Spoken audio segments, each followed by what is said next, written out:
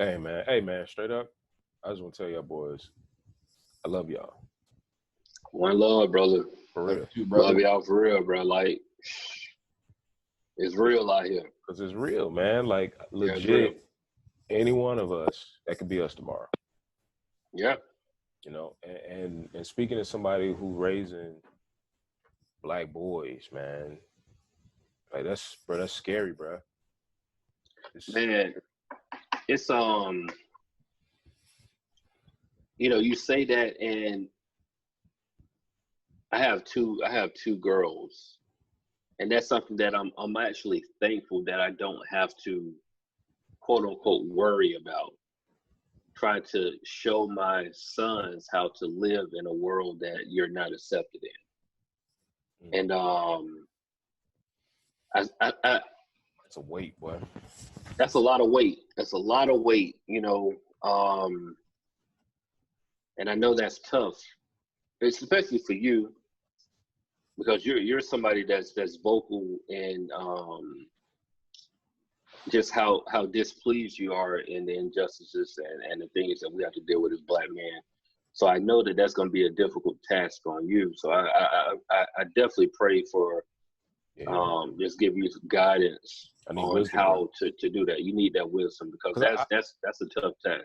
I seen a video today, man, literally with a father showing his son how to respond, not even how to respond, but like if he was sitting in the same place on the floor, face down in the pavement as George Floyd, he was showing him how to breathe. Bro, John brought tears to my eyes, bro. Like I couldn't help but start crying.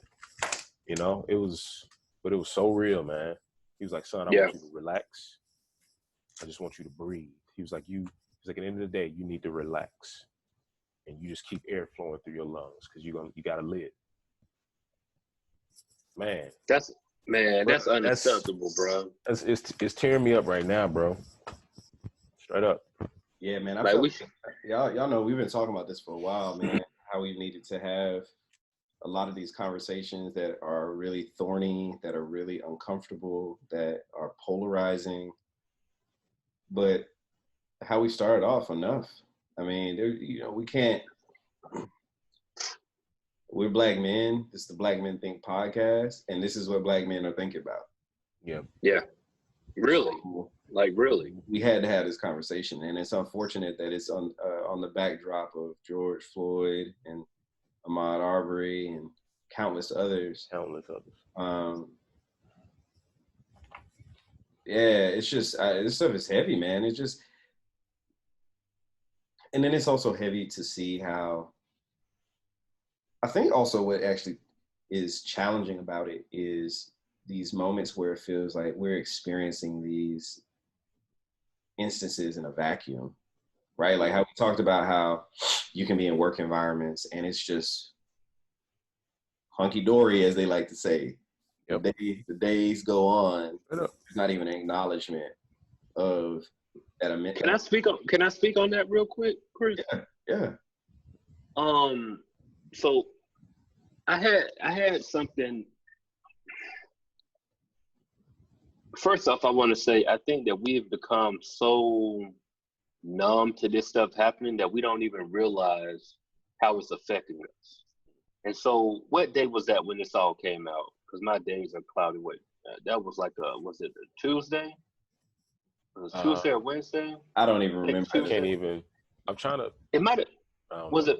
I can't remember the day when it came out, but whatever the day it came out, I had a meeting the next day, and my demeanor in that meeting was like, I don't care about anybody has to say. And at that moment, in the moment, I wasn't even thinking about why I was in that type of mood. Mm-hmm. But I look back on it, I had just watched the story. Mm-hmm. And I'm in the room in this meeting, and it's like legit no acknowledgement of it. And I know we're in a corporate environment. I get that. Yeah. But it's kind of like, it's like I said, where's the humanity at? I don't think it's much to acknowledge when something really unfortunate has happened. Period. You know, like this is, I'm not equating the two, so I want to be very clear for our listeners here and our viewers.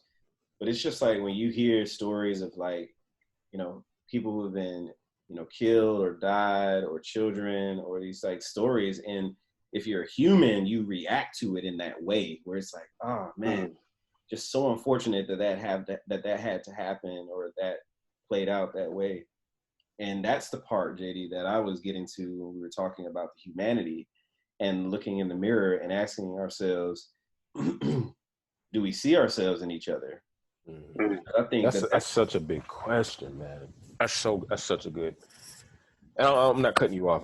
No. I mean, I actually, believe it or not, I ask myself that almost every day. I legitimately, it is a big part of why I believe I have a lot of the experiences that I do with people, because I generally come from a place of like genuine care, empathy, and compassion for just humans. I like it. We, you know, like we talked quite a bit about our faith on this podcast, and and in our doctrine, you know, in the Bible, it talks about we're created in the image of God, and that's ultimately who we profess to follow and adore and all those types of things. And so if that's the case, logically there's a conclusion that follows, right? Like, all right, so if we're made in the image of God and I love God, then I should love you. I love his creation. I should love myself. Yeah.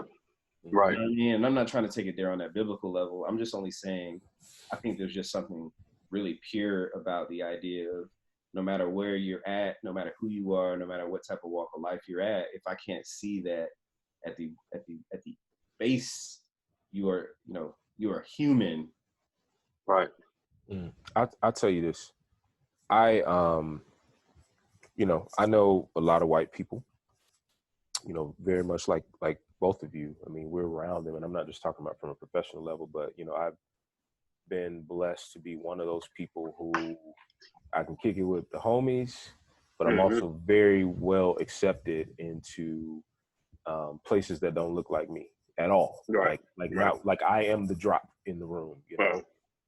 And I'm well respected in those rooms.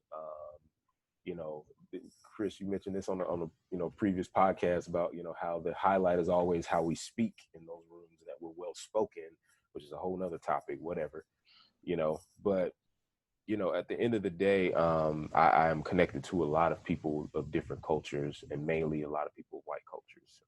And I've met them along the way and made very good relationships with a few of them. And I can't tell you how much I appreciated hearing from one in particular today. His name's Billy. Longtime friend of ours. You know, Ace knows him, Brian knows him. We met him doing, you know, music, and me and him have kind of connected very closely. Like our families are very closely connected to this point. He lives in a little old town close to Chattanooga, Tennessee. It's like the northern part of Georgia called Ringo, Georgia. He's a country boy. He will tell you how country he is. We'll have real talk. He'll tell you he's so country that he will admit, and he hates it very much, but he's also very fascinated by the reality of it. His grandfather was in the KKK. Like that's how far away he could have been. But me and him are like this, because he gets it. And he reached out to me today just to check on me. Just to check on me, you know? I wasn't even in a place where I could honestly have a conversation with him yet, you know? But I just told him, man, I'll try to hit you tomorrow. But I can't tell you how much I appreciated him actually reaching out to check on me. Yeah. And that's I think that's what you're talking about, JD. Like, yeah, the silence is so disrespectful, and it's so painful, it's so hurtful. You know what I'm saying? Yeah. Because the reality is so clear. I'm sorry. There's no veil over anybody's eyes. Not today. Right. There's not a veil, bro. Like, you're not missing it. You're not oblivious. You refuse to see the truth. And you refuse to speak towards the truth. Regardless of what that reason is, it's clear it's clear as day, and it says a lot, you know? And it's sad. It's heartbreaking. Yeah, I'll say I'm fortunate enough that to that same point I've had my actually kind of direct report. She took time out actually 2 days ago, and it was I'm new where I'm at, as y'all know, and she was like, "Look, I'm not trying to make this awkward, which is going to be awkward, but I just kind of feel like it's got to be awkward." She's a white woman. She was like, "I just want you to know that whatever way you feeling, cool, and if you need to talk here." That's what's up. And it was just that idea of that level of allyship. It was no like, I know how you feel, or I need to tell you how I feel about this so that you could feel comfortable but the idea that I want to at least open my mouth to help you understand that I'm aware. Yeah. Mm. You know what I mean? Like, and that's the part. That's the challenge. Oftentimes is this indifference. Like the silence is deafening. Very much like I said in the episode, right? The Blue Lives Matters and all these police conversations are really, really loud when they feel they have something easy to hang that on. But in these moments where it's like, yeah, we messed up, they real quiet. And it's like, you can't have it both ways, Right. The wrong and the right is the right. So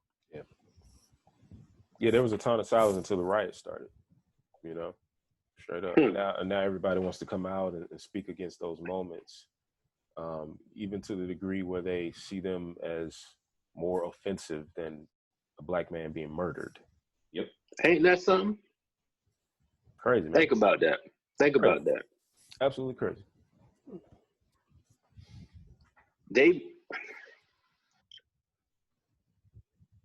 That's basically saying a loss of product is worse than a loss of the life of a black man. That's because they don't value that life as a life. 3/5 to this day. Bro. 3/5 human, bro. But you know what? I love our people. You know what I'm saying? Because we're resilient, man.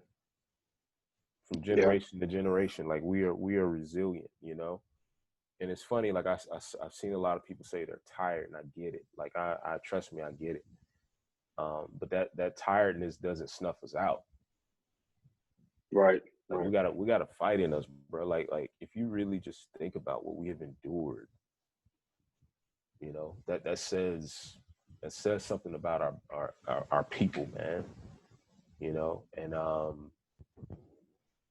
we'll realize it, man. It's gonna take a long time to overcome 400 plus years of oppression. Like that's just the fact. Yeah. We can't do it in 60 years. 60 plus years, and that's just the reality. But we're gonna keep climbing that mountain, man. That's in us. We can't help it. I say this, and I think it's a great way to close this out. I think we got more to say on this, so this ain't it. No, we got a lot more, and we got to get everybody's voices on it too. Yeah, we got a lot more to say. I mean, honestly, we want to hear from you all too. We want to hear from our listeners and our viewers. What's your thoughts? We want to go in because we're going to go in on this one. We suspect that there will be a couple of additional episodes in this series that cover this because there's just so much to this conversation. And look, we're not going to have. I want to be very clear because I also believe that there's a conversation I want to have that I'm just going to leave. I'm not going to put it out there right now because it's going to have to be handled with care, as we always do in these like very sensitive conversations. But there's a lot of conversations that we have around this because I also want us, once again, this is the Black Men Think podcast. So I want us to also think. And I also want to think in a way in which like, all right, it's not a one-way street. That's all I'll say.